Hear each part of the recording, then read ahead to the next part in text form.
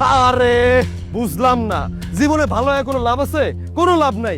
এই যে তিনজন তোরা হইতেছ সন্তানের নানি, তোরা সন্তানের উচ্চ পর্যায়ে আসছ, তোকে শিক্ষা দেওয়া লাগবো না? তোকে তো শিক্ষা দেওয়া উচিত।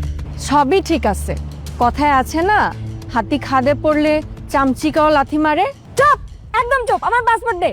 আরে পাসপোর্ট দিয়ে দিব, তুই কইলে আমি এখন দিয়ে দিব, তুই খালি ক দিমুনি। তার আগে একটা জিনিস ক্লিয়ার কর, আমার বন্ধু মিলনের দোকানের থেকে তোরা যে ফুচকা খাইছস ওটা টাকা দিছস? এই টাকা দিছস তোরা?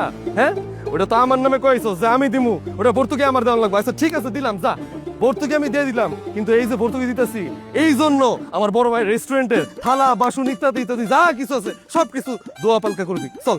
এই চোখের বাচ্চা, তুই এত বড় সাহস করতে পাস? তুই জানোস আমার বাসায় থালাবাটি ধোয়ার জন্য একটা লোক, কাপড় ধোয়ার জন্য একটা লোক, আমার কাজ করে দেওয়ার জন্য আরেকটা লোক, আর তুই বলে সেই রেস্টুরেন্টে আমার থালাবাটি মাজতে হবে? এত বড় সাহস তোরে কে দিছে? আরে এত সাহস তো আমি তোর কাছে